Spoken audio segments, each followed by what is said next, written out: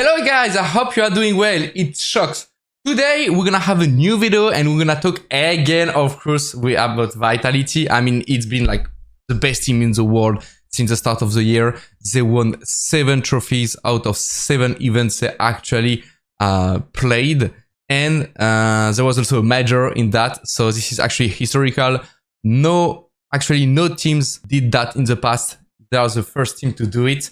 So it's already historical. But the question we're gonna actually talk about today is what's next for Vitality. You know, when you actually won all the events you've been in since the start of the year, you won the major, all the tier 1 events, you are on the top of the world and you are finishing the season without any loss, basically. What's next, you know? Because sometimes you can actually think that it's kind of over, you did your best, you actually did the thing perfectly and you could not like do it better, you know, which is like never the case normally. But what we're gonna talk in that video is actually Vitality can still have some goals. So let's see together what's next for Vitality. So what's next for Vitality first is gonna be IEM Cologne. That's gonna start with them on the 26th of July. It's not gonna be the case for every teams because there is like a first play-in on Cologne starting in 21st, 22nd, I think, something like that. But of course, Vitality is already through the main event. That's gonna start the 26th of July, right? So this is the first step after the player break for Vitality. And when I'm talking about Cologne, what's next for Vitality is actually they can try to aim for a second IEM Grand Slam. But more than that, yes, they are already on top of the list because they won IEM Dallas, which gives them already 1 victory out of 4 they need.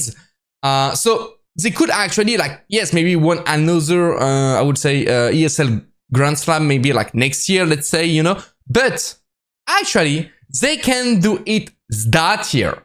And which it would mean that they will have won like 2 IEM Grand Slam on the same year, which would be totally ridiculous and insane. But that's possible because the first event is gonna be IEM Cologne. So if they get a win there, that's 2 trophies. Then we're gonna have ESL Pro League coming off on October, right? If they won ESL Pro League, that's the 3rd trophy on the line.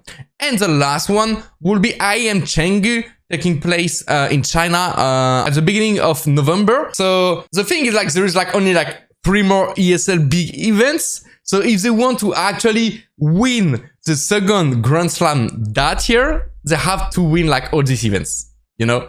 If they don't do it, they can still aim for another Grand Slam, and it will be probably like around like 2026. So next year, they still have time. But if you look at like big goals, what's next for Vitality, I would suggest one of the big goals is like, we can take another 2nd Slam. And we can, of course, again, take it like that year in 2025, which will make history of Vitality once again totally insane.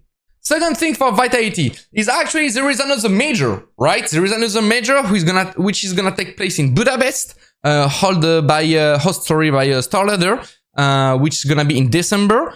They won the first one in Austin, so they might actually be able to win a 2nd major and actually leave the 2 trophies of the year of the 2 major just by themselves. So I would say that's the second point. First, they have all the ESL events, taking the wins to actually climb a 2nd Grand Slam, maybe happening in 2025. And they have also the 2nd major, which is gonna happen actually at the end of the year. So it's gonna be a bit tricky because it's at the end of the season, at the end of the year. So people might get tired, but you know, when you see Vitality right now, like, you cannot believe like everything is possible, right? So 2nd major is on the line for them. Also, they can still keep their winning streak on the best of 3. They are aiming, I think, around 34 winning streak, all right, in a best of 3.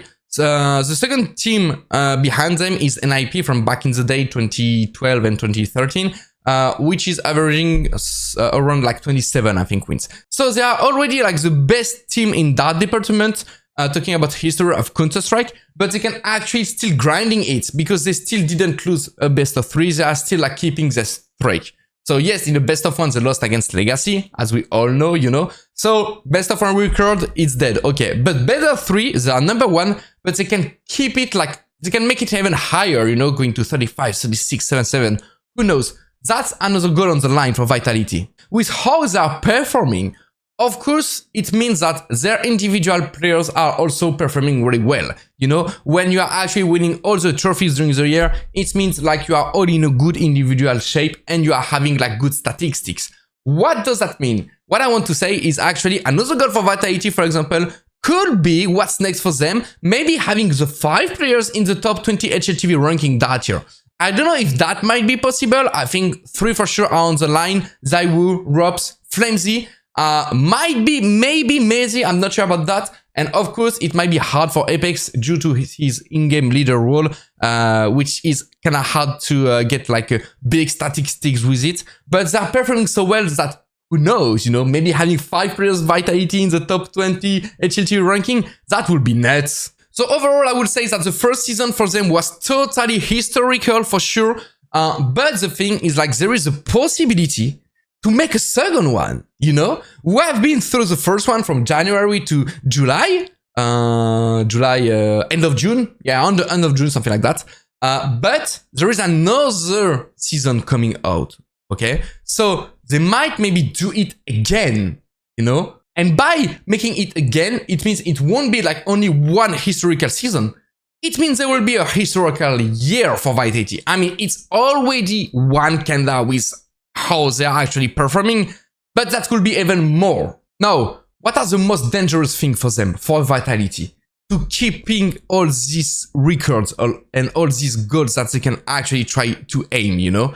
The thing is, first is gonna be the player break, alright? I've been a player and a competitor for several years, and I know that a player break can be really, really hard for teams. Because basically when you're entering a player break, even if you are disappointed or you can be really hyped as Vitality because you did a really good season, whatever, you are just always on the road all over the year and the schedule for the players is actually really hard to follow, okay?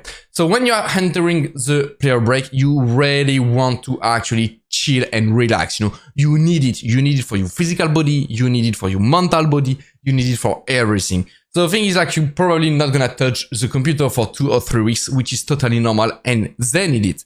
But when you're coming back to home, the thing is like the first event is coming straight away, you know, like maybe 1-2 weeks before. So you don't have that much time to practice individually and as a team. So it can actually cut a dynamic, you know. For the first period of the season, Vitality definitely was on a dynamic going from one event to another, 1 win, 2 win, 3 win, keeping the dream alive and keeping themselves like in a really good mood. The thing is like, by having that player break when they come back, of course, they're still gonna have a big mood or whatever, but it can still kind of cut that dynamic. That was definitely a big strength for the first season. And when you're coming from a player break, the thing is like it takes a bit of time sometimes to actually get back to your automatism in your team, your protocols, your tactics. You need to remember everything. You need to practice back all your nades, and even individually, you need to put more hours because you didn't play the game for some times, you know, so you need to get more deathmatch and stuff like that. And because of that,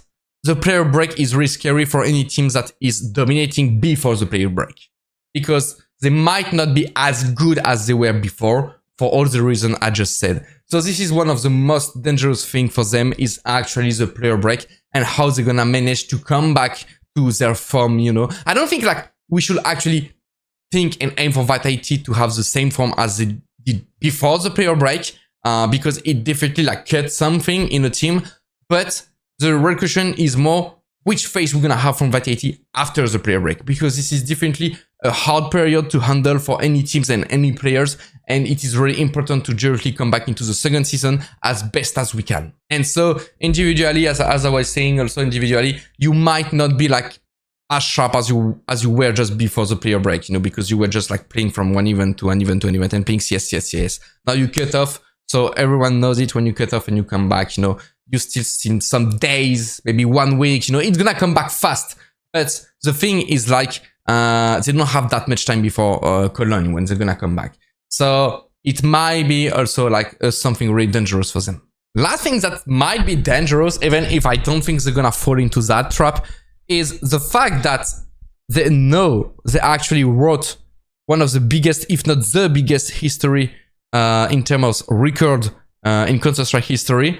they might have, you know, that feeling that, okay, we did it. It's done, you know.